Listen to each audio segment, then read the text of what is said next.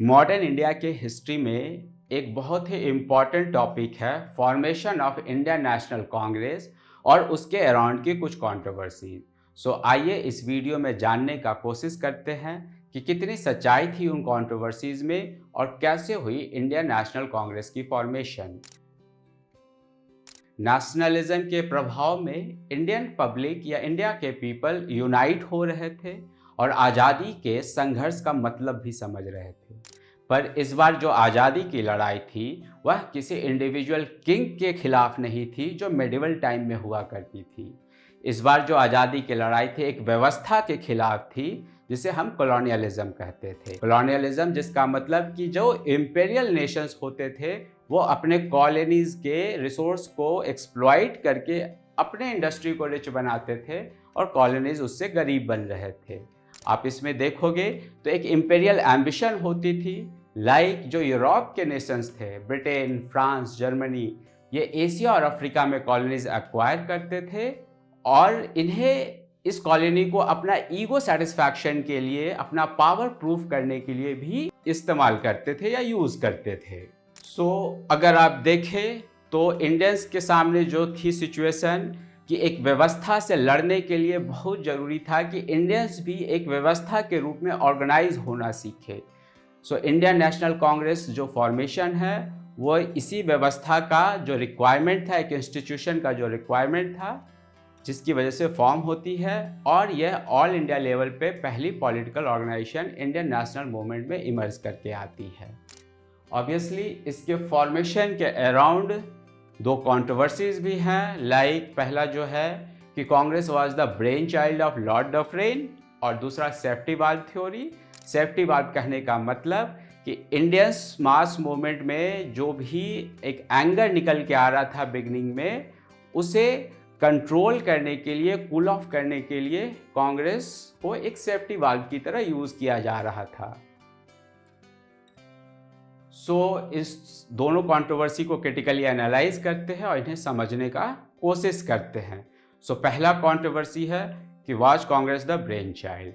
ये extremist leaders का allegation होता है कि कांग्रेस ब्रेन चाइल्ड थी ब्रिटिश की, और इनका जो स्टेटमेंट होता है, जो अपना इनका ग्राउंड स्टेटमेंट होता है, वो कांग्रेस के जो पहले प्रेसिडेंट है WC बनर्जी, उनका एक पुराना स्टेटमेंट होता है जिनमें वो कहते हैं कि Congress was the brainchild of the Lord Dufferin. Okay, but अगर इसको थोड़ा सा हम लोग क्रिटिकली एग्जामिन करेंगे तो पाएंगे कि WC बनर्जी का जो स्टेटमेंट है वह एक डिप्लोमेटिक मूव था इंडियन नेशनल कांग्रेस को बचाने के लिए, क्योंकि उस समय ब्रिटेन जो थी कांग्रेस को सप्रेस करना चाह रही थी। और भी अदर पॉइंट्स देखें जो हिस्टोरिकल रिसर्च से निकल के आती है, A.O. ह्यूम और डफरिन कभी साथ में काम नहीं किए थे ऑर्गेनाइजेशनल लेवल पे। इनफैक्ट लॉर्ड डफरिन जो गवर्नर जनरल है, वो बॉम्बे के गवर्नर रे को एक बार लेटर भी लिखते हैं कि be aware of the activity of A.O. Hume. A.O. Hume एक ओल्ड एज में प्रोग्रेस कर रहे हैं और उनका मेंटल बैलेंस लूज कर रहा है। अगर लॉर्ड डफरिन और A.O. ह्यूम ने मिलकर प्लान किया होता तो ऑब्वियसली ये लॉर्ड डफरिन ये लेटर नहीं लिखे होते। और लेटर जितने भी जो हिस्टोरिकल रिसर्च निकल के आई उससे ये साफ प्रूफ होता है कि ब्रिटिश जो थी शुरू की गवर्नमेंट, जो ब्रिटिश गवर्नमेंट थी, इंडियन नेशनल कांग्रेस को सिर्फ सोशल स्फेयर में लिमिट करके रहना चाहती थी।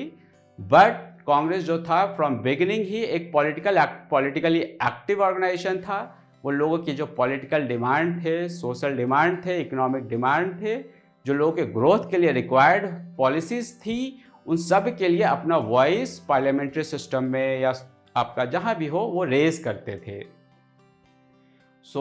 पहला कंट्रोवर्सी हम देखें कि इसका एक एलिगेशन जो भी था वो थोड़ा बेसलेस है। दूसरे पे हम लोग पढ़ते हैं जो है आपका कंट्रोवर्सी सेफ्टी वाल्व थ्योरी। तो ये सेफ्टी वाल्व थ्योरी कैसे निकल के आता है? लाला लाजपत राय जी 1916 में अपने पेपर यंग इंडिया में ये थ्योरी लेकर आते हैं। इस थ्योरी का जो बेसिस है, जो ग्राउंड पॉइंट है, वो एक विलियम वेडरबर्न की नॉवेल है A.O. ह्यूम पर, उसके बेसिस पे है। उस नॉवेल के जो कुछ पॉइंट्स है उसे जानने की कोशिश करते हैं, फिर इसको एग्जामिन करते हैं इस पूरे स्टेटमेंट को।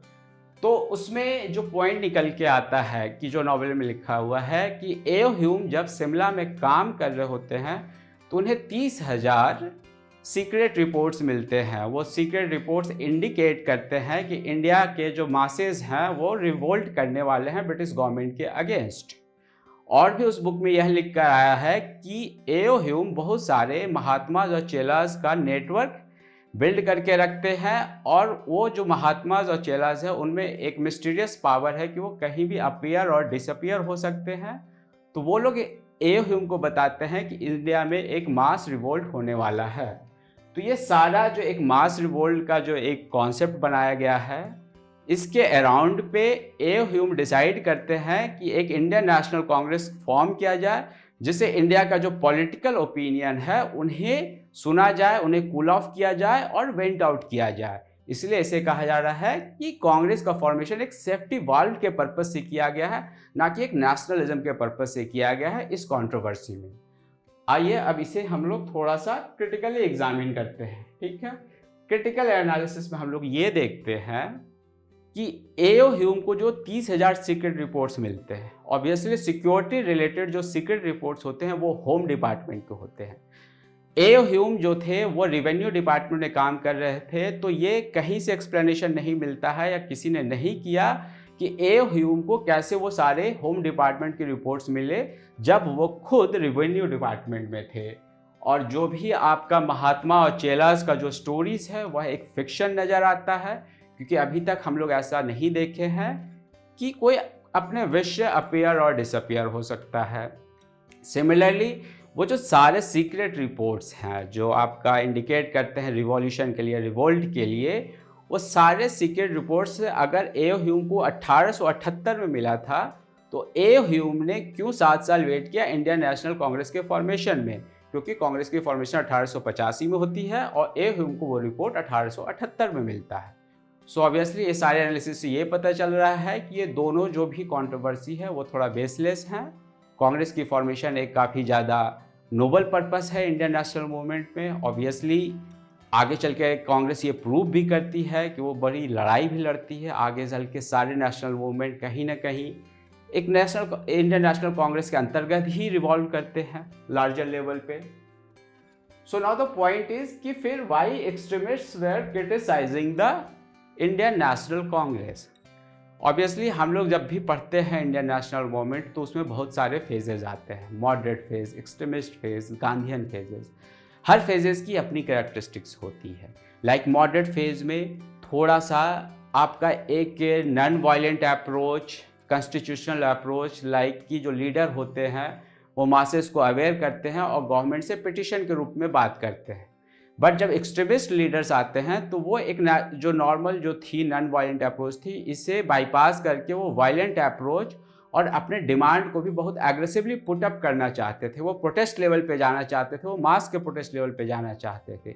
तो ये जो मॉडरेट एक्सट्रीमिज्म की जो क्लास आती है, जो हम लोग आगे भी कभी डील करेंगे आगे के वीडियोज़ में, इस क्लास के अंतर्गत एक्सट्रीमिस्ट एक अपना मास के ऊपर या ऑर्गेनाइजेशन के अंदर के ओपिनियन की होल्ड लेने के लिए वो मॉडरेट के ऐसे क्रिटिसिज्म बनाए थे। तो ये एक बस इंटरनल क्लास थी, अदरवाइज कांग्रेस का एक अपना रोल था।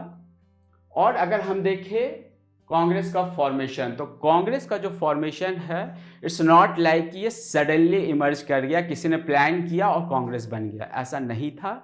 कांग्रेस का फॉर्मेशन इंडियन नेशनल मूवमेंट में एक ग्रेजुअल प्रोसेस था। कैसे था ग्रेजुअल प्रोसेस?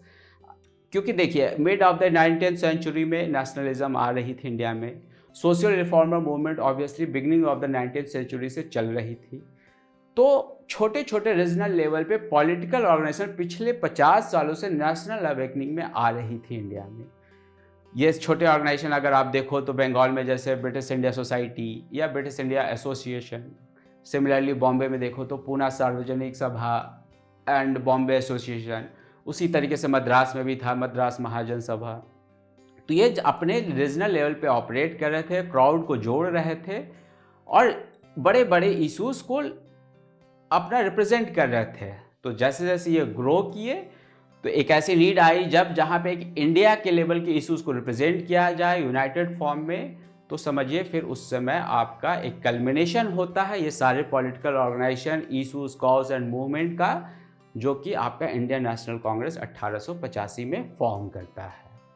सो इस तरीके का वीडियोस आगे भी लाएंगे हम लोग इंडियन हिस्ट्री पे, इंडियन नेशनलिज्म पे। लाइक हम लोग आगे एक्सप्लेन करेंगे moderate phase of the movement क्या था, extremist phase of the movement क्या था, and other parts. So thank you.